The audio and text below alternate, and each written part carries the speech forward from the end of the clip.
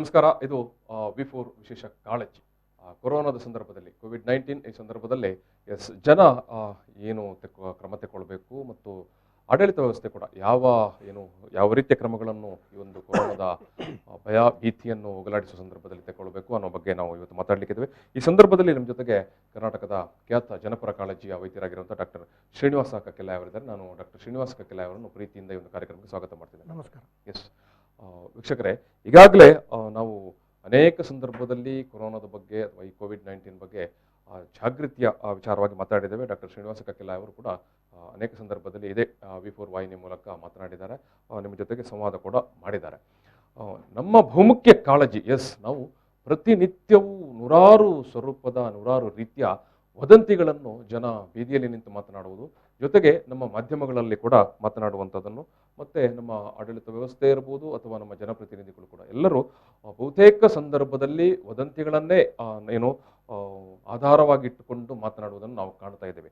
So ಇಂತಹ ಸಂದರ್ಭದಲ್ಲಿ ಜಾಗೃತಿ ಮೂಡಿಸುವ ಹಿನ್ನೆಲೆಯಲ್ಲಿ ಒಂದಷ್ಟು ವಿಚಾರಗಳನ್ನು ಮಾತನಾಡಬೇಕು ಮತ್ತು ಅದು ಅತ್ಯಂತ ವೈಜ್ಞಾನಿಕ ತಳಹದಿಯ ಮತ್ತು ವೈದ್ಯಕೀಯ ಸಂಶೋಧನೆಯ ತಳಹದಿಯ ಮೇಲೆ ಆ ವಿಚಾರಗಳನ್ನು ಮಾತನಾಡಬೇಕು ಅನ್ನೋದೇ ನಮ್ಮ ಉದ್ದೇಶ. ಸೊ ಈ ಕಾರಣದಿಂದಾಗಿ ಡಾಕ್ಟರ್ ಶ್ರೀನಿವಾಸ ಕಕ್ಕೆಲ್ಲಾಯ್ ಅವರು ಮಾತಾಡ್ತಾರೆ. ನಾವು ಕಳೆದ ವರ್ಷ ಇದೇ ಸಂದರ್ಭದಲ್ಲಿ ಮಾತನಾಡುವ ಸಂದರ್ಭದಲ್ಲಿ ಡಾಕ್ಟರ್ ಶ್ರೀನಿವಾಸ ಕಕ್ಕೆಲ್ಲಾಯ್ ಅವರು ಕೊರೋನಾ ಎದರದಿರೋಣ ಅನ್ನುವಂಥ ಪುಸ್ತಕವನ್ನು ಬಿಡುಗಡೆ ಮಾಡಿದ್ದರು. ಇಡೀ ಕರ್ನಾಟಕದಲ್ಲೇ ಆವತ್ತು ಅದು ಕೊರೋನಾದ ಬಗ್ಗೆ ಬಂದಂಥ ಮೊದಲ ಪುಸ್ತಕವಾಗಿತ್ತು. ಸೊ ಆ ಪುಸ್ತಕದಲ್ಲೇ ಅವರು ತುಂಬ ಸವಿವರವಾಗಿ ಕೊರೋನಾದ ಬಗ್ಗೆ ಮಾತನಾಡಿದ್ದರು. ಈ ಒಂದು ನಮ್ಮಲ್ಲಿ ಅನೇಕ ಮಂದಿಗೆ ಇವತ್ತಿಗೆ ಕೂಡ ಕೊರೋನಾದ ಬಗ್ಗೆ ಕೇವಲ ವದಂತಿಗಳನ್ನೇ ನಂಬಿ ಮಾತನಾಡುವುದು ಒಂದು ರೂಢಿಯಾಗಿ ಬಿಟ್ಟಿದೆ. ಸೊ ಇಂತಹ ಸಂದರ್ಭದಲ್ಲಿ ಡಾಕ್ಟರೇ, ನಾನು ನೇರವಾಗಿ ನಿಮ್ಮ ಹತ್ರ ಕೇಳುವಂಥದ್ದು, ಈಗಲೂ ಕೂಡ ಇವತ್ತು ಕೂಡ ಈ ಕ್ಷಣದಲ್ಲಿ ಕೂಡ ನಮ್ಮ ಆಡಳಿತ ವ್ಯವಸ್ಥೆಯವರು, ನಮ್ಮ ಜನಪ್ರತಿನಿಧಿಗಳು ಮತ್ತೆ ಬೀದಿ ಬದಿಯಲ್ಲಿ ನಿಂತು ಜನ ಕೂಡ ಮಾತನಾಡುವಂಥದ್ದು, ಕೊರೋನಾ ಎರಡನೇ ಅಲೆ ಅದು ಭಯಂಕರವಾಗಿದೆ, ಅದು ರಣ ಕೋವಿಡ್ ಅಥವಾ ಮರಣ ಮೃದಂಗವೇ ಆಗಿದೆ ಅನ್ನುವ ರೀತಿಯಲ್ಲಿ, ಅನ್ನುವ ಸ್ವರೂಪದಲ್ಲಿ ಕೊರೋನಾ ಎರಡನೇ ಅಲೆ ಬಗ್ಗೆ ಮಾತಾಡ್ತಾ ಇದ್ದಾರೆ. ಇದು ಕೊರೋನಾ ಎರಡನೇ ಅಲೆ ಅದು ಮೊದಲ ಅಲೆಗಿಂತಲೂ ಭೀಕರವಾಗಿದೆ ಅಂತ ನೀವೇನು ಹೇಳ್ತೀರಿ? ಅಂದರೆ ಮೊದಲ ಅಲೆ ಭೀಕರ ಆಗಿಲ್ಲ ಅಂತ ಎಲ್ಲರೂ ಒಪ್ಪಿಕೊಂಡ ಹಾಗೆ ಆಯಿತು. ಅದನ್ನು ಇನ್ನೊಂದು ರೀತಿಯಲ್ಲಿ ಹೇಳೋದಾದ್ರೆ, ಈ ಮೊದಲ ಅಲೆಯಲ್ಲಿ ಸುಮಾರು ಅಂದರೆ ನಮ್ಮ ದೇಶ ಬಹಳ ದೊಡ್ಡ ದೇಶ. ಮೊದಲಾಗಿ ನಾವಾಗಲಿ ಜನರಾಗಲಿ ಸರ್ಕಾರ ಆಗಲಿ ಏನು ಅರ್ಥ ಮಾಡಿಕೊಳ್ಬೇಕಂತಂದರೆ, ಭಾರತ 138 ಕೋಟಿ ಜನಸಂಖ್ಯೆ ಇರುವಂಥ ದೊಡ್ಡ ದೇಶ. ಇಲ್ಲಿ ಹಳ್ಳಿಗಳಿವೆ, ಕುಗ್ರಾಮಗಳಿವೆ, ದೊಡ್ಡ ದೊಡ್ಡ ಬೆಂಗಳೂರು, ಮುಂಬೈ, ದಿಲ್ಲಿ ಅಂತ ಬಹಳ ಜನನಿಬಿಡವಾದಂಥ ಮಹಾನಗರ ಪಾಲಿಕೆಗಳು, ಮೆಟ್ರೋಪಾಲಿಸ್ಗಳು ಕೂಡ ಇಲ್ಲಿದೆ. ಅದರಿಂದ ಇಡೀ ದೇಶಕ್ಕೆ ಒಂದೇ ರೀತಿಯ ಆಜ್ಞೆಯನ್ನು ಮಾಡುವುದಾಗಲಿ, ಇಡೀ ದೇಶದಲ್ಲಿ ಒಂದು ನಿರ್ಧಾರದಿಂದ ಒಂದು ರಾತ್ರಿ ಬಂದುಬಿಟ್ಟು ಇವತ್ತಿಂದ ಇಡೀ ದೇಶವನ್ನು ಮುಚ್ಚಿ ಹಾಕಿ ಕೊರೋನಾವನ್ನು ನಿಯಂತ್ರಣ ಮಾಡ್ತೇನೆ ಅಂತ ಹೇಳುವುದಾಗಲಿ, ಇದು ಯಶಸ್ವಿ ಆಗಲಿಕ್ಕೆ ಸಫಲ ಆಗಲಿಕ್ಕೆ ಸಾಧ್ಯ ಇಲ್ಲ, ಅದು ಆಗಲೂ ಇಲ್ಲ.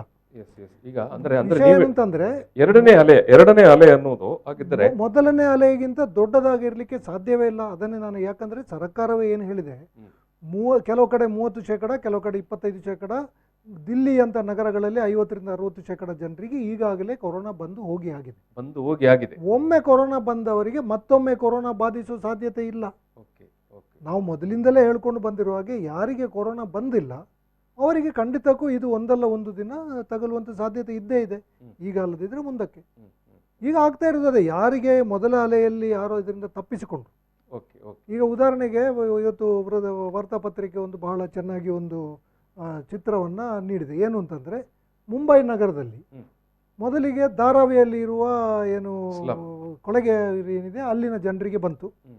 ಅಲ್ಲಿನವರಿಗೆ ಬಂದ ತಕ್ಷಣ ಎಲ್ಲ ದೊಡ್ಡ ದೊಡ್ಡ ಅಪಾರ್ಟ್ಮೆಂಟ್ಗಳನ್ನು, ವಾಣಿಜ್ಯ ಸಮುಚ್ಚಯಗಳನ್ನು ಎಲ್ಲವನ್ನ ಮುಚ್ಚಿ ಹಾಕಿದ್ರು.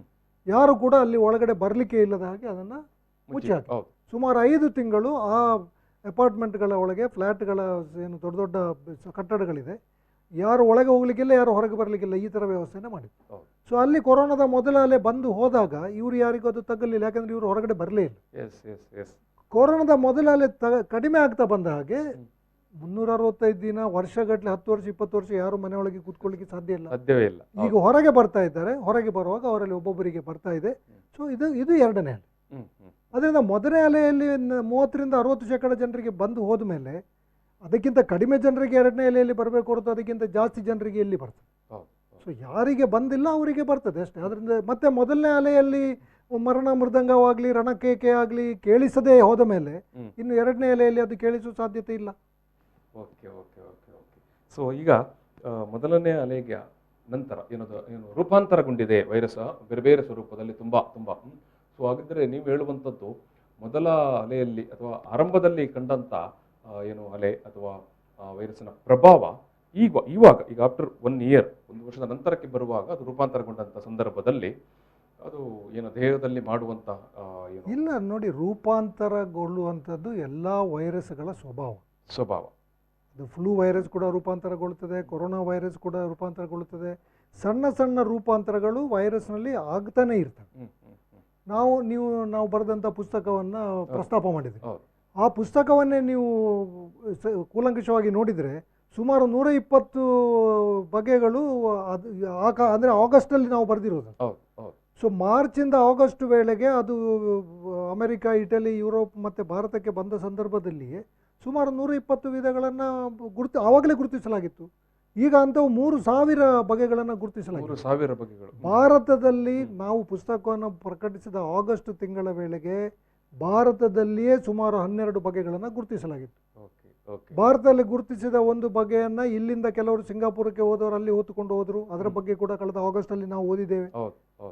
ಸೊ ಇದು ರೂಪಾಂತರ ಏನು ಹೊಸತಲ್ಲ. ಈ ರೂಪಾಂತರಿತ ಬಗೆಗಳಿಂದ ಈಗ ರೋಗ ಹರಡ್ತಾ ಇರುವುದು ಕೂಡ ಅಲ್ಲ. ಇದು ಎಲ್ಲವೂ ರೂಪಾಂತರಿತ ಬಗೆಗಳು ಇವೆ, ಹಳೆಯ ವಿಧಗಳು ಇವೆ. ಎಲ್ಲ ಬಗೆಯ ಹೊಸ ಕೊರೋನಾ ವೈರಸ್ ಏನಿದೆ SARS-CoV-2 ಅದೇ ಎಲ್ಲ ಕಡೆ ಹರಡ್ತಾ ಇರೋದು. ಸಣ್ಣ ಪುಟ್ಟ ಬದಲಾವಣೆಗಳಿದ್ರು ಕೂಡ ಅದು ಒಂದೇ ಬಗೆಯಿಂದ ಮಾತ್ರ ಇದು ಹರಡ್ತಾ ಇರೋದಲ್ಲ. ಅಂದ್ರೆ ಒಂದು ಸಾಮಾನ್ಯ ಜ್ವರ ಅಂತ ಹೇಳೋದಾ ಇದನ್ನು? ಅಲ್ಲ ನೋಡಿ, ನಾವು ಯಾವಾಗಲೂ ನೀವು ಆಗಲೇ ಹೇಳಿದಾಗೆ ಎಲ್ಲವನ್ನ ವಸ್ತುನಿಷ್ಠವಾಗಿ ವೈಜ್ಞಾನಿಕ ಅಂಕಿಅಂಶಗಳ ಆಧಾರದಲ್ಲಿ ನಾವು ಮಾತಾಡಬೇಕು. ಸುಮ್ಮನೆ ವಾಟ್ಸಪ್ನಲ್ಲಿ ಅಥವಾ ಯಾವುದೇ ಸಾಮಾಜಿಕ ಮಾಧ್ಯಮಗಳಲ್ಲಿ ಅಥವಾ ಟಿವಿಯಲ್ಲಿ ಒಟ್ಟು ಗಲಾಟೆ ಗದ್ದಲ ಎಬ್ಬಿಸ್ತಾರೆ, ಗಲಾಟೆ ಮಾಡ್ತಾರೆ ಅಂತ ಹೇಳ್ಕೊಂಡು ನಾವು ಅದನ್ನು ನಂಬಿಕೊಂಡು ಸುಮ್ಮನೆ ಇದು ಮಾಡುವಂಥದ್ದು, ಭಯಪಡುವಂಥದ್ದು ಸರಿಯಲ್ಲ. ವಸ್ತುಸ್ಥಿತಿ ಏನಿದೆ, ಕಳೆದ ಮಾರ್ಚ್ ತಿಂಗಳಲ್ಲೇ ನಾವು ಇದನ್ನು ಬಹಳ ಸಲ ನಾನು ಹೇಳಿದ್ದೇನೆ, ಮತ್ತೆ ಹೇಳ್ತಾ ಇದ್ದೇನೆ. ಮಾರ್ಚ್ ಮೊದಲ ವಾರದಲ್ಲಿ ಕಳೆದ 2020 ಮಾರ್ಚ್ನಲ್ಲೇ ಚೀನಾದ ವೈದ್ಯರು ಏನು ಭಾಳ ಸ್ಪಷ್ಟವಾಗಿ ಹೇಳಿದ್ರು, 80-90% ಜನರಲ್ಲಿ ಇದು ಅತಿ ಸೌಮ್ಯವಾದಂಥ 2-3 ದಿನಗಳ ಜ್ವರ, ತಲೆನೋವಾಗಿ ಅದು ಹೊರಟು ಹೋಗ್ತದೆ. ಕೆಲವರಲ್ಲಷ್ಟೇ ಇದು ಸ್ವಲ್ಪ ಗಂಭೀರ ಸ್ವರೂಪದ ಸೋಂಕನ್ನು ಉಂಟು ಮಾಡ್ತದೆ. 1000ಕ್ಕೆ 4-5 ಜನರಲ್ಲಿ ಆಸ್ಪತ್ರೆಗೆ ದಾಖಲಾಗುವಂಥ ಗಂಭೀರ ಸೋಂಕು ಆಗ್ಬೋದು. 10,000ಕ್ಕೆ 7 ಜನ ಇದರಿಂದ ಮೃತಪಡ್ಬೋದು ಅಂತ ಹೇಳುವಂಥ ಎಲ್ಲ ಅಂಕಿಅಂಶಗಳು ಮಾರ್ಚ್ 2020ರಲ್ಲೇ ನಮಗೆ ಲಭ್ಯ ಇತ್ತು. ನಾನು ಮೊನ್ನೆ ಅದರ ಬಗ್ಗೆ ನಾವು ಬರೆದಿದ್ದೇವೆ. ಮೊನ್ನೆ ಕರ್ನಾಟಕ ಸರ್ಕಾರದ ಏನು ಅಂಕಿಅಂಶಗಳನ್ನು ಬಿಡುಗಡೆ ಮಾಡಿದ್ದಾರೆ, ಏಪ್ರಿಲ್ನಲ್ಲಿ ನಾನು ಬರೆದಂಥ ಅಂಕಿಅಂಶಗಳಿಗೂ ಇದನ್ನು ಹೋಲಿಕೆ ಮಾಡಿದರೆ, ಉದಾಹರಣೆಗೆ 40 ವರ್ಷಕ್ಕಿಂತ ಕೆಳಗಿನವರಲ್ಲಿ ಮೃತಪಟ್ಟವರ ಸಂಖ್ಯೆ ಭಾರತದಲ್ಲಿ 196 ಪ್ರಕರಣಗಳಿದ್ದಾಗ 7%. 196 ಪ್ರಕರಣಗಳು ಮೊದಲು ವರದಿಯಾದದ್ದು ಏಪ್ರಿಲಲ್ಲಿ ಇದ್ದಾಗ ಪರ್ಸೆಂಟೇಜ್ 40 ವರ್ಷಕ್ಕಿಂತ ಕೆಳಗಿನವರಲ್ಲಿ ಮೃತಪಟ್ಟವರ ಪ್ರಮಾಣ 7%. 12,400 ಕರ್ನಾಟಕದ ಪ್ರಕರಣಗಳ ವಿಶ್ಲೇಷಣೆಯನ್ನು ರಾಜ್ಯ ಸರ್ಕಾರ ಮೊನ್ನೆ ತಾನೇ ಬಿಡುಗಡೆ ಮಾಡಿದೆ. 40 ವರ್ಷಕ್ಕಿಂತ ಕೆಳಗಿನವರು ಮೃತಪಟ್ಟವರ ಪ್ರಮಾಣ 7%. ಅಂದರೆ ಈ ರೋಗ ಮೊದಲಿನಿಂದ ಇಂದಿನವರೆಗೆ ಒಂದೇ ರೀತಿಯಾಗಿ ಬಹಳ ಏನು ನಿರೀಕ್ಷಿತವಾಗಿ ಅದನ್ನು ನಾವು ಮೊದಲೇ ಅಂದಾಜು ಮಾಡ್ಬೋದು, ಇದು ಈ ಥರ ವರ್ತಿಸ್ತದೆ ಅಂತ ಹೇಳುವ ರೀತಿಯಲ್ಲಿಯೇ ಅದು ವರ್ತಿಸ್ತಾ ಇದೆ. ಸೊ ಇವಾಗ ಎಸ್, ನೀವು ಪ್ರತಿ ಸಂದರ್ಭದಲ್ಲೂ ಕೂಡ ವಿಶ್ವ ಆರೋಗ್ಯ ಸಂಸ್ಥೆಯ ಏನು ವರದಿಯನ್ನು ನೀವು ಉಲ್ಲೇಖ ಮಾಡ್ತೀರಿ. ಎಸ್, ಇತ್ತೀಚಿನ ಏನು ಕೋವಿಡ್ ಸಂಬಂಧಪಟ್ಟಾಗ ಇತ್ತೀಚಿನ ಈ ಒಂದು WHO ವರದಿಗಳು ಅಥವಾ ಅವರು ಕೊಡುವಂಥ ಏನು ಮಾಹಿತಿಗಳು ಏನಿದೆ ಸರ್? ಇಲ್ಲ, ವಿಶ್ವ ಆರೋಗ್ಯ ಸಂಸ್ಥೆ ಇರಲಿ ಅಥವಾ ಅಮೆರಿಕದ ಸೆಂಟರ್ಸ್ ಫಾರ್ ಡಿಸೀಸ್ ಕಂಟ್ರೋಲ್ ಇರಲಿ, ಯುರೋಪಿನ ಸೆಂಟರ್ಸ್ ಫಾರ್ ಡಿಸೀಸ್ ಕಂಟ್ರೋಲ್ ಇರಲಿ, ಇಲ್ಲ ನಮ್ಮ ICMR ಕೂಡ ಇರಲಿ, ಇವರು ಯಾರೂ ಕೂಡ ಈ ಥರ ನೈಟ್ ಕರ್ಫ್ಯೂ ಹಾಕಬೇಕು, ಲಾಕ್ಡೌನ್ ಮಾಡಬೇಕು, ಎಲ್ಲವನ್ನು ಮುಚ್ಚಿ ಹಾಕಬೇಕು ಅಂತೇಳಿ ಇದುವರೆಗೆ ಎಲ್ಲಿಯೂ ಕೂಡ ಅವರು ಸಲಹೆಯನ್ನು ಕೊಟ್ಟಿದ್ದು ಇಲ್ಲವೇ ಇಲ್ಲ. ಅಂದರೆ ನೀವು ಹೇಳುವಂಥದ್ದು ಈ ನೈಟ್ ಕರ್ಫ್ಯೂ ಅನ್ನೋದು ಪರಿಣಾಮಕಾರಿಯಾದಂಥ ಒಂದು ಏನು ಅಸ್ತ್ರನೇ ಅಲ್ಲ. ನಾನು ಹೇಳ್ತಾ ಇರೋದಲ್ಲ, ನಾನೇನು ಹೇಳ್ತಾ ಇದ್ದೇನೆ, ಯಾವುದೇ ಉನ್ನತ ಮಟ್ಟದ ಸಂಸ್ಥೆ ಲಾಕ್ಡೌನ್ ಮಾಡಬೇಕು ಅಥವಾ ಏನು ನೈಟ್ ಕರ್ಫ್ಯೂ ಮಾತ್ರ ಹಾಕಬೇಕು, ಇಲ್ಲ ಮದುವೆಯಲ್ಲಿ 500 ಜನರನ್ನು ಬಿಡ್ಬೋದು, ಶಾಲೆಗಳನ್ನು ಬಂದ್ ಮಾಡಬೇಕು, ಈ ಥರದ ಯಾವುದೇ ಸಲಹೆಗಳನ್ನು ವಿಶ್ವದ ಯಾವುದೇ ಉನ್ನತ ಸಂಸ್ಥೆಗಳವರು ಇದುವರೆಗೆ ಕೊಟ್ಟದ್ದು ಇಲ್ಲ. ಇವತ್ತು ಬೇರೆ ಬೇರೆ ಪ್ರದೇಶಗಳಲ್ಲಿ ಬೇರೆ ಬೇರೆ ದೇಶಗಳಲ್ಲಿ ಈ ಲಾಕ್ಡೌನನ್ನು ಪ್ರಯತ್ನಿಸಿ ನೋಡಿದ್ದಾರೆ. ಎಲ್ಲಿಯಾದರೂ ಇದು ಯಶಸ್ವಿಯಾಗಿದೆಯಾ? ಯಾವುದೇ ಒಂದು ದೇಶದ ವರದಿಯಲ್ಲಿ ಲಾಕ್ಡೌನ್ ಮಾಡಿದ ಕಾರಣಕ್ಕೆ ಕೊರೋನಾ ಕಡಿಮೆ ಆಗಿದೆ ಅಂತ ಒಂದು ವರದಿ ಇದ್ದರೆ ದಯವಿಟ್ಟು ಯಾರಾದರೂ ನನಗೆ ತೋರಿಸ್ಬೇಕು. ಭಾರತದಲ್ಲಿ ಕೂಡ ಯಶಸ್ವಿಯಾದ ಬಗ್ಗೆ ಏನು ವರದಿಗಳು ಬಂದಿಲ್ಲ. ಇಲ್ಲ, ಯಶಸ್ವಿ ಆಗೋ ಸಾಧ್ಯತೆ ಇದ್ರೆ ತಾನೇ ಅದು ಬರುವಂಥದ್ದು. ಸೊ ಇದು ಯಾಕೆ ಯಶಸ್ವಿ ಆಗುವುದಿಲ್ಲ ಅಂತ ಬಹಳ ಸರಳವಾಗಿ ಹೇಳ್ಬೋದು. ಯಾಕಂತಂದರೆ ನೋಡಿ, ಇದು ನಾವು ಮಾಡ್ತಾ ಇರುವಂಥ ಬಹಳ ದೊಡ್ಡ ತಪ್ಪು. ಏನು, ನಮ್ಮ ವೈದ್ಯಕೀಯ ವಿಜ್ಞಾನ ನಾವು ಕಲಿಯುವಾಗ ಸಮುದಾಯ ಆರೋಗ್ಯ ವಿಭಾಗ ಅಂತ ಇದೆ, ಕಮ್ಯುನಿಟಿ ಮೆಡಿಸಿನ್. ಅದರ ಉಪವಿಭಾಗವಾಗಿ ಎಪಿಡೆಮಿಯಾಲಜಿ ಅಂತಂದರೆ ರೋಗ ಪ್ರಸರಣ ವಿಜ್ಞಾನ. ಯಾವುದೇ ಒಂದು ಸೋಂಕು ರೋಗ, ಈಗ ಮಂಗಳೂರಲ್ಲಿ ಡೆಂಗಿ ಬಂತು, ಚಿಕನ್ ಗುನ್ಯಾ ಬಂತು, ಮಲೇರಿಯಾ ಬಂತು 90ರ ದಶಕದಲ್ಲಿ. ಆವಾಗ ಜಿಲ್ಲಾಡಳಿತಕ್ಕೆ ಎಲ್ಲ ಸಲಹೆ ಸೂಚನೆಗಳನ್ನು ಕೊಡ್ತಾ ಇದ್ದದ್ದು ನನ್ನ ಸಮುದಾಯ ವೈದ್ಯಕೀಯ ವಿಭಾಗದ ನನ್ನ ಪ್ರೊಫೆಸರ್ಗಳು, ಡಾಕ್ಟರ್ ಮೋಹತಾ, ಡಾಕ್ಟರ್ ವೇಣುಗೋಪಾಲನ್, ಇಂಥ ಬಹಳ ಹಿರಿಯರು. ಈ ಸಮುದಾಯ ವೈದ್ಯಕೀಯ ವಿಭಾಗದಲ್ಲಿ ನಾವು ಕಲಿಯುವಂಥ ಅತ್ಯಂತ ಮುಖ್ಯವಾದ ಒಂದು ವಿಚಾರ ಏನಂದರೆ, ಸಮುದಾಯದ ಭಾಗವಹಿಸುವಿಕೆ ಇಲ್ಲದೆಯೇ ಯಾವುದೇ ರೋಗವನ್ನು ನಿಯಂತ್ರಣ ಮಾಡಲಿಕ್ಕೆ ಸಾಧ್ಯ. ಸಮುದಾಯದ ಭಾಗವಹಿಸುವಿಕೆ, ಪಾರ್ಟಿಸಿಪೇಷನ್ ಆಫ್ ದಿ ಕಮ್ಯುನಿಟಿ. ಸಮುದಾಯ ಭಾಗವಹಿಸದಿದ್ದರೆ ನಾವು ಇದನ್ನು ಸೋಂಕನ್ನು ಗುಣಪಡಿಸೋದು. ಅದು ಮಲೇರಿಯಾ ಇರ್ಬೋದು, ಡೆಂಗಿ ಇರ್ಬೋದು. ಅಲ್ಲಿ ಸೊಳ್ಳೆ ಬೆಳೆಯುವುದನ್ನು ನಾಶ ಮಾಡೋದಕ್ಕೆ ಅಥವಾ ಬೆಳೆದಾಗೆ ನೋಡ್ಕೊಳ್ಳಿಕ್ಕೆ ಸಮುದಾಯದ ಭಾಗವಹಿಸುವಿಕೆ ಭಾಳ ಮುಖ್ಯ. ಈ ಕೊರೋನಾ ಅಂತೂ ಇದು ಒಬ್ಬರಿಂದ ಒಬ್ಬನಿಗೆ ಪರಸ್ಪರ ಒಂದು 10 ನಿಮಿಷ ಮಾತಾಡಿದಾಗ ಹರಡುವಂಥ ರೋಗ. ಇದರಲ್ಲಿ ಸರ್ಕಾರಕ್ಕೆ ಏನು ಕೆಲಸ ಇದೆ? ನಾವು ಜನರಿಗೆ ಈ ಮಾಹಿತಿಯನ್ನು ಸರಿಯಾಗಿ ಹೇಳಿ, ನೋಡಿಯಪ್ಪ ನಿಮಗೆ ಕೊರೋನಾ ಬೇಡ ಅಂತ ಆದರೆ ನೀವು ಜಾಗ್ರತೆ ಮಾಡ್ಕೊಳ್ಳಿ. ಆದರೆ ನಾವು ಅದನ್ನು ಮಾಡೋ ಬದಲಿಗೆ ಕೇಂದ್ರ ಸರ್ಕಾರದಿಂದ ಹಿಡಿದು ಸ್ಥಳೀಯ ಆಡಳಿತವರೆಗೆ ನಾನು ಮಾಡಿ ತೋರಿಸ್ತೇನೆ, ನಾನು ಹೇಳಿದಾಗೆ ನೀವು ಕೇಳಿ. ಇದು ಈ ರೀತಿಯ ಏನು ನಾವು ಹೇಳಿದಾಗೆ ರೋಗ ಕೇಳುತ್ತೆ, ನಾವು ಹೇಳಿದಾಗೆ ವೈರಸ್ ಕೇಳುತ್ತೆ ಅಪ್ರೋಚ್ ಏನು ನಮ್ಮ ದೇಶದಲ್ಲಿ ಮಾಡಿದ್ವಲ್ಲ, ಟಾಪ್ ಡೌನ್ ಅಪ್ರೋಚ್. ನಾನು ಹೇಳಿದ ಹಾಗೆ ನೀವು ಮಾಡಿ, ನಾನು ಹೇಳಿದ ಹಾಗೆ ಮಾಡಿ, ಕುರುಕ್ಷೇತ್ರ ಗೆಲ್ತೇನೆ. ನೀವು ಹೇಳಿದ ಹಾಗೆ ಮಾಡಲಿಕ್ಕೆ ಸಾಧ್ಯವೂ ಇಲ್ಲ, ಮಾಡಲಿಕ್ಕೆ ಸಾಧ್ಯ ಇಲ್ಲ. ಯಾಕೆಂದರೆ ಮನೆಯೊಳಗೆ ಕೊರೋನಾ ಹರಡುವುದು, ಒಬ್ಬರಿಂದ ಒಬ್ಬರು ಮಾತಾಡುವಾಗ. ಮನೆಯೊಳಗೆ ಮಾತಾಡಬೇಡಿ ಅಂತ ನೀವು ಹೇಳಲಿಕ್ಕೆ ಸಾಧ್ಯ ಇದೆಯಾ? ಸೊ ಅದರಿಂದ ವಿಜ್ಞಾನ ಫೆಬ್ರವರಿ ಮಾರ್ಚಲ್ಲಿ ಏನು ಅದರ ಮಾಹಿತಿಯನ್ನು ಕೊಟ್ಟಿತ್ತು, ಅದು ನಾನು ಆಗಲೇ ಹೇಳಿದಾಗ ಇವತ್ತಿನವರೆಗೆ ಏನೇನು ಬದಲಾವಣೆ ಇಲ್ಲ. ಆದರೆ ಅದನ್ನು ನಾವು ಯಾವ ರೀತಿಯಲ್ಲಿ ಜನರಿಗೆ ಅದನ್ನು ತಿಳಿಸಿದ್ದೇವೆ, ಜನರನ್ನು ಇದರಲ್ಲಿ ಭಾಗಿಗಳಾಗುವಾಗ ನಾವು ಹೇಗೆ ಮಾಡಿದ್ದೇವೆ, ಅದರಲ್ಲಿ ನಾವು ಸಂಪೂರ್ಣ ವಿಫಲರಾಗಿರುವ ಕಾರಣಕ್ಕೆ ಇವತ್ತು ಈ ಥರ ಆಗ್ತಾ ಇದೆ. ನಮ್ಮ ಸರ್ಕಾರ ಇರ್ಬೋದು, ನಮ್ಮ ಮಾಧ್ಯಮಗಳು ಕೂಡ ನಾವು ಕೊರೋನಾದ ಬಗ್ಗೆ ಏನು ಜಾಗೃತಿ ಮೂಡಿಸಬೇಕಾಗಿತ್ತು, ವೈಜ್ಞಾನಿಕ ನೆಲೆಯ ಮತ್ತು ವೈದ್ಯಕೀಯ ನೆಲೆಯ ಅಂಥ ಜಾಗೃತಿಯನ್ನು ಸರ್ಕಾರವು ಮಾಡಿಲ್ಲ, ನಮ್ಮ ಮಾಧ್ಯಮಗಳು ಮಾಡಿಲ್ಲ. ಕೇವಲ ವದಂತಿಗಳು ಮತ್ತು ಭಯದ ಮೇಲೆ ಭಯ ಅದನ್ನೇ ಹೇಳಬೇಕಿತ್ತು ಅಂತ ನಾನು ಹೇಳು. ನೋಡಿ, ಜನರು ಇವತ್ತು ಒಂದು ಕಡೆ ಜ್ಞಾನದ ಸ್ಫೋಟ ಆಗ್ತಾ ಇದೆ. ಸೊ ಯಾವುದೇ ವೈದ್ಯಕೀಯ ತಜ್ಞನಿಗೂ ಕೂಡ, ಈಗ ಒಬ್ಬ ಶಸ್ತ್ರಚಿಕಿತ್ಸಕನಿಗೆ ಕೊರೋನಾದ ಬಗ್ಗೆ ಮಾಹಿತಿ ಇರಲಿಕ್ಕೆ ಸಾಧ್ಯ ಇಲ್ಲ. ಯಾಕಂದರೆ ಶಸ್ತ್ರಚಿಕಿತ್ಸೆಯಲ್ಲಿಯೂ ಬೇರೆ ಬೇರೆ ಏನು ವಿಭಾಗಗಳು ಇವತ್ತು ಹುಟ್ಟಿಕೊಂಡಿವೆ. ಅದರಲ್ಲಿಯೂ ಬೇರೆ ಬೇರೆ ಏನು ಸಂಶೋಧನೆಗಳಾಗ್ತವೆ. ಅವರು ಅದರ ಬಗ್ಗೆ ಓದ್ತಾ ಇರ್ತಾರೆ. ಆದ್ದರಿಂದ ವೈದ್ಯರಲ್ಲೇ ಅಷ್ಟು ಏನು ಎಲ್ಲವನ್ನು ತಿಳಿಲಿಕ್ಕೆ ಸಾಧ್ಯ ಇಲ್ಲದೆ ಇರುವಾಗ ಜನಸಾಮಾನ್ಯರಿಗೆ ವಿವರಗಳು ಗೊತ್ತಾಗುವ ಸಾಧ್ಯತೆ ಇಲ್ಲ. ಅದರಿಂದ ಸರಳವಾದ ಭಾಷೆಯಲ್ಲಿ ಸುಲಭದಲ್ಲಿ ಜನರಿಗೆ ಅರ್ಥ ಆಗುವ ಹಾಗೆ ಎಷ್ಟು ಮಾಹಿತಿಯನ್ನು ಮಾತ್ರ ಜನರಿಗೆ ಕೊಡಬೇಕು ಅಷ್ಟು ಮಾಹಿತಿಯನ್ನು ಕೊಡೋ ಕೆಲಸವನ್ನು ಸರ್ಕಾರ ಮತ್ತು ನಮ್ಮ ಮಾಧ್ಯಮಗಳು ಮೊದಲಿನಿಂದನೇ ಬಹಳ ಸ್ಪಷ್ಟವಾಗಿ ಜಾಣತನದಿಂದ ಮಾಡಿದರೆ ಇಂಥ ಸಮಸ್ಯೆ ಉದ್ಭವಿಸನೇ ಇರಲಿಲ್ಲ. ಆದರೆ ನಾವು ಅದಕ್ಕಿಂತ ಸರಿಯಾಗಿ ವ್ಯತಿರಿಕ್ತವಾದದ್ದನ್ನೇ ಮಾಡಿದೆವು. ಹೌದು, ವ್ಯತಿರಿಕ್ತವನ್ನೇ ಮಾಡಿದ್ದೆವು. ಮತ್ತೆ ಪುನಃ ಈಗ ಅದನ್ನು ಕೂಡ ಒನ್ಸ್ ಅಗೈನ್ ಏನು ನೈಟ್ ಕರ್ಫ್ಯೂ ಅಂತ ನಾವು ಕಂಟ್ರೋಲ್ ಮಾಡ್ತೇವೆ. ನಾವು ಪೊಲೀಸರಿಂದ ಕರ್ಫ್ಯೂ ಹಾಕಿಸ್ತೇವೆ. ನೀವು ಮಾಸ್ಕ್ ಹಾಕದಿದ್ದರೆ ದಂಡ ಹಾಕ್ತೇವೆ, ಇಲ್ಲ ನಿಮ್ಮ ಮುಖಕ್ಕೆ ಬಂದು ಹೊಡಿತೇವೆ. ನಾವು ಕೊರೋನಾ ಕಂಟ್ರೋಲ್ ಮಾಡ್ತೇವೆ. ನಾವು ಹೇಳಿದಾಗೆ ನೀವು ಕೇಳಿ. ಇದರಲ್ಲಿ ಕೊರೋನಾ ಕಂಟ್ರೋಲ್ ನಿಯಂತ್ರಣ ಬರಲಿಕ್ಕೆ ಸಾಧ್ಯವೇ ಇಲ್ಲ. ಈಗ ಜನ ಏನು ಮಾಡಬೇಕು ಸರ್? ಜನ ಸಮುದಾಯವಾಗಿ ಏನು ಮಾಡಬೇಕು ಮತ್ತು ಇಂಡಿವಿಜುವಲ್ ಆಗಿ ಜನರು ಏನು ಮಾಡಬೇಕು? ಅಲ್ಲ ನೋಡಿ, ಮೊದಲನೇದಾಗಿ ಕೊರೋನಾ ಒಂದು ಸರಳವಾದ ವೈರಸ್ಸಿನಿಂದ ಬರುವ ಸೋಂಕು. ಈ ವೈರಸ್ ನನಗೆ ಕೊರೋನಾ ಇದೆ ಅಂತ ಆದರೆ ನಾನು ಮಾತಾಡುವಾಗ ನನ್ನ ಬಾಯಿಂದ ಹೊರಗೆ ಬರುವ ಗಾಳಿಯಲ್ಲಿ ನನ್ನ ಎದುರುಗಡೆ ಯಾರಿದ್ದಾನೆ ಅವನ ಮೂಗಿನ ಅಥವಾ ಬಾಯಿಯೊಳಗೆ ಈ ಗಾಳಿ ಪ್ರವೇಶಿಸುವಾಗ ನನ್ನಿಂದ ವೈರಸ್ ಅವನ ಒಳಗೆ ಹೋಗ್ತದೆ.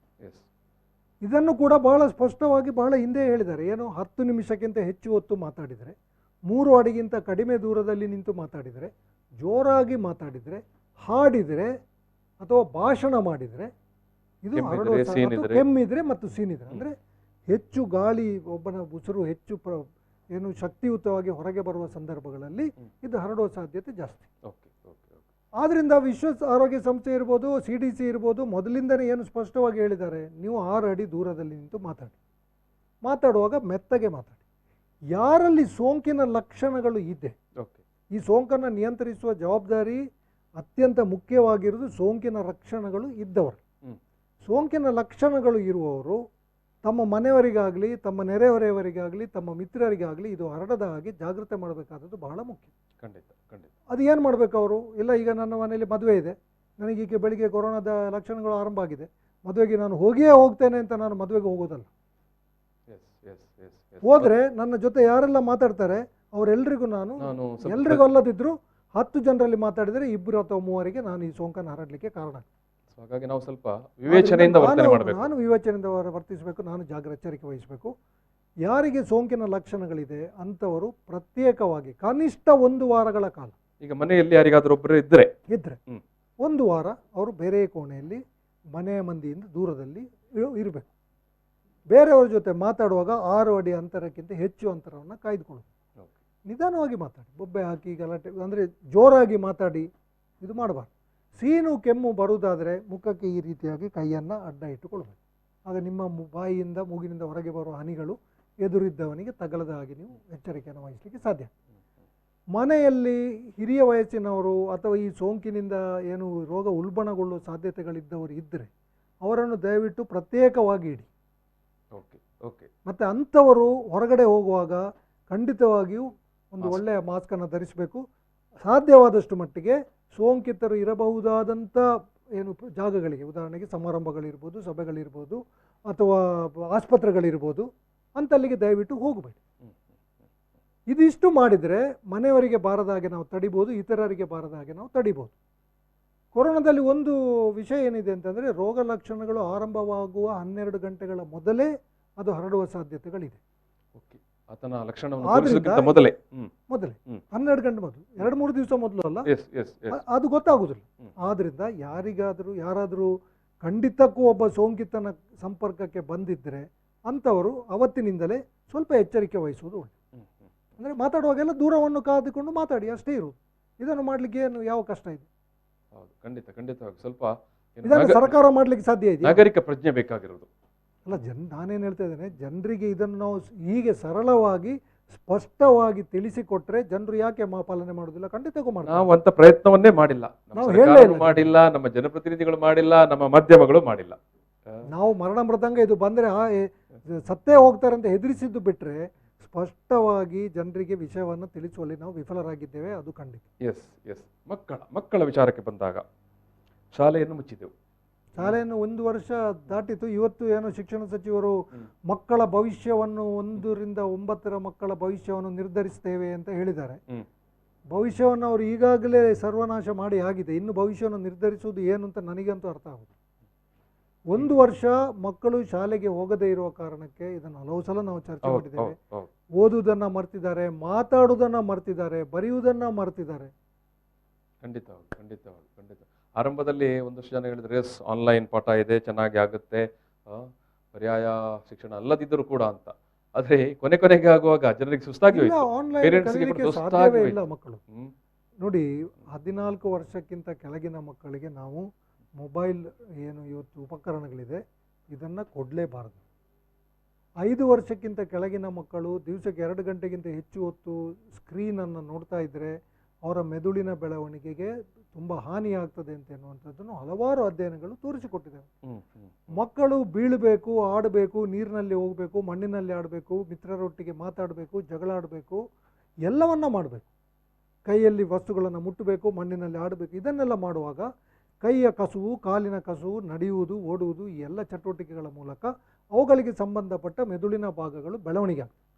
ನೀವು ಇದು ಎಲ್ಲವನ್ನು ಬಿಟ್ಟು ಒಂದು ಮಗುವನ್ನು ಮೂಲೆಯಲ್ಲಿ ಕೂತ್ಕೊಳಿಸಿ ಮೊಬೈಲ್ ಕೊಟ್ಟರೆ ಮಗುವಿನ ಬೆರಳಿನ ತುದಿನ ಭಾಗಗಳಷ್ಟೇ ಮೆದುಳಿನಲ್ಲಿ ಏನು ಕೆಲಸ ಮಾಡ್ತೇವೆ ಹೊರತು ಉಳಿದ ಭಾಗಗಳಿಗೆ ಕೆಲಸ ಇಲ್ಲದೆ ಅವುಗಳು ಬೆಳೆಯುವುದಿಲ್ಲ.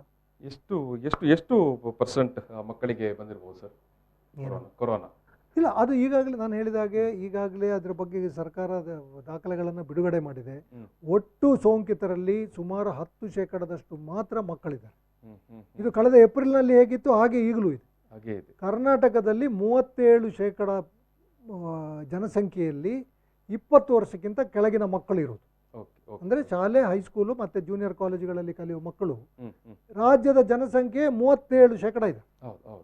ಈ 37% ಜನರಿಗೆ ಸೋಂಕಿತರ ಪೈಕಿ ಅವರ ಪ್ರಮಾಣ ಇರೋದು 10 ರಿಂದ 11% ಮಾತ್ರ. ಅಂದರೆ ಅದರ ಅರ್ಥ ಏನು? ಮಕ್ಕಳಿಗೆ ಇದು ಸೋಂಕುವ ಸಾಧ್ಯತೆಗಳು ಕಡಿಮೆ, ಮಕ್ಕಳಿಂದ ಮಕ್ಕಳಿಗೆ ಹರಡುವ ಸಾಧ್ಯತೆಗಳು ಕಡಿಮೆ, ಮಕ್ಕಳಿಂದ ಹಿರಿಯರಿಗೆ ಹರಡುವ ಸಾಧ್ಯತೆಗಳು ಕೂಡ ಕಡಿಮೆ. ಈಗ ಎಲ್ಲರಿಗೂ ವ್ಯಾಯಾಮ ಕೊಡುವಂಥ ಜಿಮ್ ಇರ್ಬೋದು ಅಥವಾ ಸ್ವಿಮ್ಮಿಂಗ್ ಪೂಲ್, ಇದನ್ನು ಕೂಡ ಬಂದ್ ಮಾಡಿಬಿಟ್ರಲ್ಲ. ಮತ್ತು ಇವಾಗೇನು ಎಲ್ಲರೂ ಹೋಗಿ ಒತ್ತಾಯ ಮಾಡಿದ್ದಕ್ಕೆ ಆಯಿತು, ಜಿಮ್ಮಿನವರಿಗೆ 50% ಅಲವೆನ್ಸ್, ಆಮೇಲೆ ಸ್ವಿಮ್ಮಿಂಗ್ ಪೂಲ್ನವರಿಗೆ ಇನ್ನೂ ಕೊಟ್ಟಿಲ್ಲ. ಸೊ ಈ ರೀತಿ ಜಿಮ್ಗಳನ್ನು, ಸ್ವಿಮ್ಮಿಂಗ್ ಪೂಲ್ಗಳನ್ನು ಬಂದ್ ಮಾಡಬೇಕಾಗಿತ್ತ? ಇಲ್ಲ ನೋಡಿ, ಇವತ್ತು ತಾನೇ CDC, ಅಮೆರಿಕದ CDC ನಿನ್ನೆ ಒಂದು ವರದಿ ಮತ್ತು ಪುನಃ ಅದನ್ನು ಅವರು ಪ್ರಕಟಿಸಿದ್ದಾರೆ. ವಸ್ತುಗಳ ಮೂಲಕ ಕೊರೋನಾ ಏನು ಸೋಂಕು ಹರಡುವ ಸಾಧ್ಯತೆ 10,000ರಲ್ಲಿ 1ಕ್ಕಿಂತಲೂ ಕಡಿಮೆ, ಅಂದರೆ ಇಲ್ಲವೇ ಇಲ್ಲ ಅನ್ನುವಷ್ಟು. ಅದರಿಂದ ನಾವು ಲೀಟರ್ ಗಟ್ಟಲೆ ಸ್ಯಾನಿಟೈಸರನ್ನು ಸಮುದ್ರ ನೀರಿಗೆ, ನೆಲಕ್ಕೆ, ಗಾಳಿಗೆ, ನಮ್ಮ ಮೈಗೆ, ಚರ್ಮಕ್ಕೆ ಎಲ್ಲ ಹಾಕಿ ಆಯಿತು 1 ವರ್ಷದಲ್ಲಿ. CDC ಭಾಳ ಹಿಂದೆನೇ ಅದನ್ನು ಹೇಳಿದೆ. ಜೂನ್ 2020ರಲ್ಲಿ, ಕಳೆದ ವರ್ಷದ ಜೂನ್ನಲ್ಲೇ CDC ಹೇಳಿತ್ತು ಇದು ವಸ್ತುಗಳ ಮೂಲಕ ಹರಡುವುದಿಲ್ಲ ಅಂತ. ಇದೆಲ್ಲ ಇಷ್ಟು ಸ್ಪಷ್ಟವಾಗಿ ಕಳೆದ ಮೇ ಜೂನ್ನಿಂದಲೇ ನಮಗೆ ತಿಳಿದಿರುವಾಗ ಮತ್ತೆ ಜಿಮ್ಮನ್ನು ಮುಚ್ಚುವಂಥದ್ದು, ಮಕ್ಕಳಿಗೆ ಬಿಸಿ ಊಟವನ್ನು, ತಟ್ಟೆಯಲ್ಲಿ ಕೊರೋನಾ ಹರಡುತ್ತದೆ ಅನ್ನೋ ಕಾರಣಕ್ಕೆ ಮಕ್ಕಳಿಗೆ ಬಿಸಿ ಊಟವನ್ನು ಕೊಡ್ತಾ ಇಲ್ಲ. ಈಗ ಇಷ್ಟೆಲ್ಲ ಹೇಳಿದಾಗ ಕೇಳುವಾಗ ಇನ್ನು ಲಸಿಕೆ ಕಡ್ಡಾಯವಾಗಿ ತಗೊಳ್ಬೇಕಾ? ಲಸಿಕೆ ಕಡ್ಡಾಯ ಸರ್ಕಾರವೇ ಮಾಡಿಲ್ಲ. ಸರ್ಕಾರದ ನೀವು ಆರೋಗ್ಯ ಕುಟುಂಬ ಕಲ್ಯಾಣ ಇಲಾಖೆಯ ವೆಬ್ಸೈಟಿಗೆ ಹೋಗಿ ನೋಡಿದರೆ ಅಲ್ಲಿ ಕೊಟ್ಟಿರುವ ಮಾರ್ಗಸೂಚಿಯಲ್ಲಿ ಭಾಳ ಸ್ಪಷ್ಟವಾಗಿ ಹೇಳಿದ್ದಾರೆ, ಲಸಿಕೆಯನ್ನು ತಗೊಳ್ಳೋದು ಅವರವರ ಇಚ್ಛೆಗೆ ಬಿಟ್ಟದ್ದು. ಅದನ್ನು ಕಡ್ಡಾಯ ಮಾಡಲಿಕ್ಕೆ ಸಾಧ್ಯನೂ ಇಲ್ಲ. ಮಾಡಿದರೆ ಅದನ್ನು ಒಪ್ಪಿಕೊಳ್ಳಬಾರ್ದು. ಯಾಕಂದರೆ ನಾವು ಬಹಳ ಅಪಾಯಕಾರಿಯಾದ ಒಂದು ಏನು ಪರಿಸ್ಥಿತಿ ಹತ್ರ ಹೋಗ್ತಾ ಇದ್ದೇವೆ. ನಮ್ಮ ದೇಹಕ್ಕೆ ಏನು ಚುಚ್ಚಬೇಕು, ಏನು ಹಾಕಿಕೊಳ್ಬೇಕು ಅಂತ ಹೇಳೋದನ್ನು ಸರ್ಕಾರ ನಿರ್ಧಾರ ಮಾಡುವಂಥ ಏನು ಪರಿಸ್ಥಿತಿ ಬಂದರೆ ಅದಕ್ಕಿಂತ ಘೋರವಾದಂಥ ಘಟನೆ ಬೇರೆ ಆಗಲಾರದು. ಲಸಿಕೆ ಮುಗಿಸೋದು ಹೇಗೆ ಸರ್? ಲಸಿಕೆ ಮುಗಿಬೇಕಲ್ಲ? ಇಲ್ಲ ನೋಡಿ, ಲಸಿಕೆ ಕೂಡ ಏನಾಯಿತು, ಈಗ ಜನವರಿ 16ನೇ ತಾರೀಕಿಂದ ಲಸಿಕೆ ಕೊಡಲಿಕ್ಕೆ ಆರಂಭ ಮಾಡಿದ್ದಾರೆ. ಲಸಿಕೆಯಿಂದ ಪ್ರಯೋಜನ ಇದೆ ಅಂತ ಹೇಳುವಂಥದ್ದನ್ನು ಆ ಲಸಿಕೆ ಸಿದ್ಧಪಡಿಸಿದ ಕಂಪನಿಗಳಾಗಲಿ, ಅದರ ಬಗ್ಗೆ ಆಗಿರುವ ಅಧ್ಯಯನಗಳಾಗಲಿ ಇದುವರೆಗೆ ದೃಢವಾಗಿ ಹೇಳಿಲ್ಲ. ಇಲ್ಲ, ಅವ್ರ ಹತ್ರ ಅವರ ಲಿಟ್ರೇಚರ್ ಎಲ್ಲ ಇವತ್ತು ಲಭ್ಯ ಇದೆಯಲ್ಲ, ಅದರಲ್ಲಿ ಎಲ್ಲಿಯೂ ಲಸಿಕೆಯನ್ನು ತಗೊಂಡ್ರೆ ಸೋಂಕು ತಗಲುವುದಿಲ್ಲ ಅಂತ ಎಲ್ಲಿಯೂ ಇಲ್ಲ. ಇನ್ಫ್ಯಾಕ್ಟ್ ಏನು ಹೇಳ್ತಾ ಇದ್ದಾರೆ ಅಂದರೆ ಇದು ಸೋಂಕು ಹರಡುವುದನ್ನು ತಡೆಯುವುದಿಲ್ಲ, ಸೋಂಕು ಹರಡಬಹುದು ಅಂತಲೇ ಅವ್ರು ಹೇಳ್ತಾರೆ. ಸೋಂಕು ತಡೆಯಲಿಕ್ಕೆ ಅದರಿಂದ ಸಾಧ್ಯ ಇಲ್ಲ. ಇನ್ನು ಸಮಸ್ಯೆಗಳು ಆಗದ ಹಾಗೆ, ರೋಗ ಉಲ್ಬಣ ಆಗದ ಹಾಗೆ ತಡೀತದ? 100ರಲ್ಲಿ 80 ಜನರಿಗೆ ಅದು ತಡೀತದೆ, 20 ಜನರಲ್ಲಿ ಲಸಿಕೆ ಹಾಕಿಕೊಂಡವರಲ್ಲಿ ರೋಗ ಉಲ್ಬಣ ಆಗೋ ಸಾಧ್ಯತೆ ಇದೆ ಅಂತ ಹೇಳ್ತಾರೆ. ನಾನು ಈಗಾಗಲೇ ಹೇಳಿದ ಹಾಗೆ ಸೋಂಕು ತಗಲಿದವರಲ್ಲಿ ಈಗ 1 ವರ್ಷದಲ್ಲಿ ನಾವು ನೋಡಿರೋ ಪ್ರಕಾರ ಲಸಿಕೆ ಬರೋ ಮೊದಲೇ ಒಂದಷ್ಟು ಜನರಿಗೆ ಬಂದು ಹೋಗಿ ಆಗಿದೆ. 1000ರಲ್ಲಿ 4 ಜನರಿಗೆ ಸೋಂಕು ತಗಲುವಂಥದ್ದು. ಅದರಿಂದ ನನಗೆ ಅರ್ಥ ಆಗೋದಿಲ್ಲ ಈ ಲಸಿಕೆಯಿಂದ ಎಷ್ಟು ಪ್ರಯೋಜನ ಇದೆ ಅಂತ ಹೇಳುವಂಥದ್ದಕ್ಕೆ ಇನ್ನೂ ಸಾಕಷ್ಟು ಆಧಾರಗಳು ಲಭ್ಯ ಇಲ್ಲ. ಎಲ್ಲದಕ್ಕಿಂತ ಮುಖ್ಯವಾಗಿ ಈ ಲಸಿಕೆಗಳನ್ನು ಇನ್ನೂ ಕೂಡ ವಿಶ್ವ ಆರೋಗ್ಯ ಸಂಸ್ಥೆ ಯಾವುದನ್ನು ಕೂಡ ಏನು ಸಾರ್ವತ್ರಿಕ ಬಳಕೆಗೆ ಇನ್ನೂ ಕೂಡ ಅದಕ್ಕೆ ಅನುಮೋದನೆಯನ್ನು ವಿಶ್ವ ಆರೋಗ್ಯ ಸಂಸ್ಥೆ ಕೊಟ್ಟಿಲ್ಲ. ನಮ್ಮ ದೇಶದಲ್ಲಿ ಆಗಲಿ, ಅಮೆರಿಕದಲ್ಲಿ ಆಗಲಿ ತುರ್ತು ಸ್ಥಿತಿಯಲ್ಲಿ ಅದನ್ನು ಬಳಕೆ ಮಾಡೋದಕ್ಕೆ ಅದಕ್ಕೆ ಇದು ಒಪ್ಪಿಗೆ ಕೊಟ್ಟಿದ್ದಾರೆ ಹೊರತು ಸಾರ್ವತ್ರಿಕ ಬಳಕೆಗೆ ಇನ್ನೂ ಒಪ್ಪಿಗೆ ಕೊಟ್ಟಿಲ್ಲ. ಆದ್ದರಿಂದ ಲಸಿಕೆಯ ಬಗ್ಗೆ ಹಲವಾರು ಪ್ರಶ್ನೆಗಳಿವೆ, ಹಲವಾರು ಗೊಂದಲಗಳಿವೆ. ಬಹುಶಃ ಯಾರಿಗೆ ಏನು ಅತ್ಯಂತ ಉಲ್ಬಣ ಆಗೋ ಸಾಧ್ಯತೆ ಇದೆ ಅಂಥವರಿಗೆ ಬಹುಶಃ ಅದನ್ನು ತಗೊಳ್ಳೋದ್ರಲ್ಲಿ ಏನೋ ಒಂದು ಅರ್ಥ ಇದೆ. ಅದು ಬಿಟ್ಟು ಬೇರೆ ಎಲ್ಲರೂ ಕೂಡ ಇದನ್ನು ಕಡ್ಡಾಯವಾಗಿ ತಗೊಳ್ಬೇಕು ಅಂತ ಹೇಳುವಂಥದ್ದು ಅದು ವೈಜ್ಞಾನಿಕವಾಗಿ ಈ ಹಂತದಲ್ಲಿ ಖಂಡಿತಕ್ಕೂ ಸಾಧುವಲ್ಲ. ಎಸ್ ಸರ್, ಕೊನೆಯದಾಗಿ ಕೊರೋನಾ ಆಗಿದ್ದರೆ ಯಾವಾಗ ಅದು ಮುಗಿಯುತ್ತೆ? ಅಲ್ಲ, ಕೊರೋನಾ ನೋಡಿ, ಈಗ ಯಾರಿಗೆ ಬಂದಿಲ್ಲ ಅವರಿಗೆ ಬರ್ತಾ ಇದೆ. ಯಾವುದೇ ಲಾಕ್ಡೌನ್ ಮಾಡಿ, ಕರ್ಫ್ಯೂ ಮಾಡಿ, ಲಸಿಕೆ ಬರಲಿ, ಏನೇ ಬರಲಿ, ಕೊರೋನಾ ಹರಡುವುದನ್ನು ತಡಲಿಕ್ಕೆ ಸಾಧ್ಯ ಇಲ್ಲ. ಯಾರಿಗೆ ಬಂದಿಲ್ಲ ಅವರಿಗೆ ಬರ್ತದೆ. ಮೊದಲನೇ ಅಲೆ ಸುಮಾರು 4 ತಿಂಗಳು, ಜೂನ್ನಿಂದ ಅಕ್ಟೋಬರ್ವರೆಗೆ ಹರಡಿತ್ತು. ಡಿಸೆಂಬರ್ ಆಗುವಾಗ ಅದು ಕಡಿಮೆ ಆಗ್ತಾ ಬಂತು. ಅದು ಕಡಿಮೆ ಆಗ್ತಾ ಬಂದಾಗೆ ನಾನು ಆಗಲೇ ಹೇಳಿದಾಗೆ ಯಾರೆಲ್ಲ ಮನೆಯೊಳಗೆ ಇದ್ದರು, ಯಾರೆಲ್ಲ ಬಹಳ ಎಚ್ಚರಿಕೆಯನ್ನು ವಹಿಸಿದ್ರು ಅವರೆಲ್ಲ ಮನೆಯಿಂದ ಹೊರಗೆ ಬಂದರು. ಸ್ವಲ್ಪ ಅವರ ಎಚ್ಚರಿಕೆ ವಹಿಸುವುದು ಕೂಡ ಕಡಿಮೆ ಆದ ಕಾರಣಕ್ಕೆ ಅವರಿಗೆಲ್ಲ ಈಗ ಬರ್ತಾ ಇದೆ. ಸೊ ಈ 30ರಿಂದ 40% ಏನು ಮೊದಲು ತಗಲದವರಿಗೆ ಈಗ ತಗಲ್ತಾ ಇದೆ. ಇನ್ನು 2-3 ತಿಂಗಳಲ್ಲಿ ಅವರಿಗೂ ಕೂಡ ಇದು ಬಂದು ಇದು ಹೋಗಿಬಿಡ್ತದೆ. ಇದರಲ್ಲಿ ಮುಖ್ಯವಾಗಿ ಮಾಡಲಿಕ್ಕೆ ಇರೋದೇನಂತಂದರೆ ಯಾರು ಇದನ್ನು ಹೇಗೆ ತಡಿಬೇಕು ಅನ್ನೋದನ್ನು ನಾನು ಆಗ ಹೇಳಿದೆ. ಮುಖ್ಯವಾಗಿ ನಾವು ಮಾಡಬೇಕಾಗಿರೋದು ಕೊರೋನಾದಿಂದ ಪ್ರಾಣಹಾನಿ ಆಗದ ಹಾಗೆ ರಕ್ಷಣೆ ಮಾಡೋದು. ಪ್ರಾಣಹಾನಿ ಆಗದಾಗೆ. Okay okay okay okay. ಎಷ್ಟು ಜನರ ಜೀವ ಉಳಿಸಲಿಕ್ಕೆ ಆಗ್ತದೆ ಅಷ್ಟು ಹರಡುವುದನ್ನು ತಡಿಲಿಕ್ಕೆ ಸಾಧ್ಯ ಇಲ್ಲ. ಅದರಿಂದ ಎಲ್ರಿಗೂ ಇದು ಬರೋದು ಬಂದೇ ಬರ್ತದೆ. ಯಾರಿಗೆ ಇದರಿಂದ ಪ್ರಾಣಹಾನಿ ಆಗೋ ಸಾಧ್ಯತೆ ಇದೆ, ಯಾರು ಸಾಯುವ ಸಾಧ್ಯತೆ ಇದೆ, ಅದನ್ನು ಸಾಧ್ಯವಾದಷ್ಟು ಮಟ್ಟಿಗೆ ಕಡಿಮೆ ಮಾಡುವ ಪ್ರಯತ್ನವನ್ನು ನಾವಾಗಲಿ, ಜನರಾಗಲಿ, ಮನೆಯವರಾಗಲಿ, ಸರ್ಕಾರ ಆಗಲಿ ಮಾಡಬೇಕು. ಸೊ ಅದಕ್ಕೆ ಏನು ಮಾಡಬೇಕು, ಯಾರಿಗೆ ಇದು ಉಲ್ಬಣ ಆಗೋ ಸಾಧ್ಯತೆ ಇದೆ, ಸಕ್ಕರೆ ಕಾಯಿಲೆ ಇರುವವರು, ಅಧಿಕ ರಕ್ತದೊತ್ತಡ ಇರುವವರು, ವಿಪರೀತ ಬೊಜ್ಜು ಇದ್ದವರು, 60-65 ವರ್ಷಕ್ಕಿಂತ ಮೇಲ್ಪಟ್ಟವರು, ಅವರಲ್ಲಿಯೂ ಕೂಡ ಆರೋಗ್ಯವಂತರಿಗೆ ಇದರಿಂದ ಸಮಸ್ಯೆ ಆಗೋ ಸಾಧ್ಯತೆಗಳು ತೀರಾ ಕಡಿಮೆ. ಈಗ ಮಂಗಳೂರಿನಲ್ಲೇ ನಾವು 90 ವರ್ಷಕ್ಕಿಂತ ಮೇಲ್ಪಟ್ಟ ಕೆಲವರು ಕೊರೋನಾ ಪೀಡಿತರನ್ನು ನಾವು ನೋಡಿದ್ದೇವೆ. ಎಲ್ಲರೂ ಗುಣಮುಖರಾಗಿ ಮನೆಗೆ ಹೋಗಿದ್ದಾರೆ.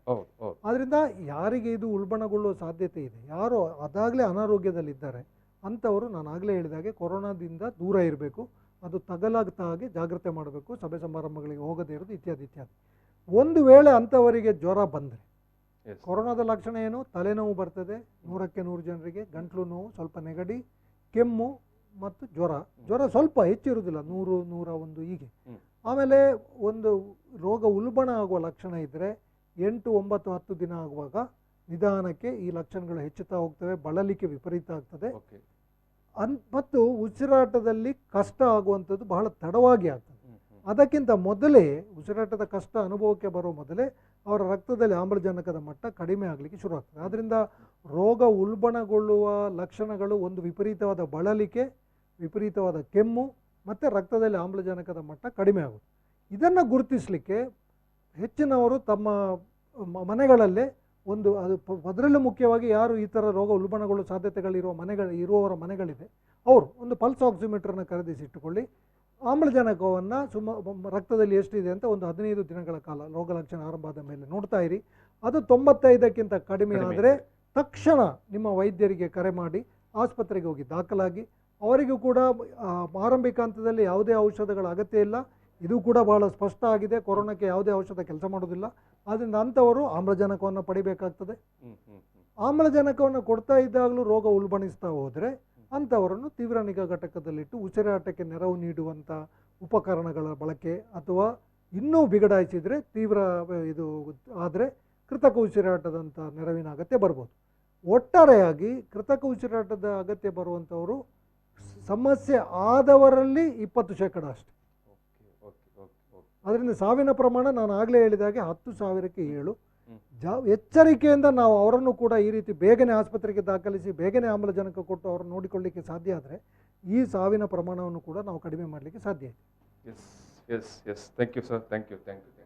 ವೀಕ್ಷಕರೇ, ಬಹುಶಃ ಇನ್ನು ಮುಂದಕ್ಕಾದರೂ ನೀವು ಇರಬಹುದು ಅಥವಾ ಏನು ನಿಮ್ಮ ಪರವಾಗಿ ಮಾತನಾಡ್ತಾ ಇರೋರು ಕೂಡ ಯಾರೇ ಆದರೂ ಕೂಡ ಕೊರೋನಾದ ಬಗ್ಗೆ, ಅದರ ಕೂಡ ಬಹುಮುಖ್ಯವಾಗಿ ಕೊರೋನಾದ 2ನೇ ಅಲೆ ಅದು ಭಾರಿ ಭೀಕರ ಅಂತ ಹೇಳಿಕೊಳ್ಳುವವರು ಕೂಡ ಬಹುಶಃ ಈ ಒಂದು ಮಾತನ್ನು, ಡಾಕ್ಟರ್ ಕಕ್ಕಿಲಾಯವರ ಮಾತನ್ನು ಕೇಳಿಕೊಳ್ಳಿ.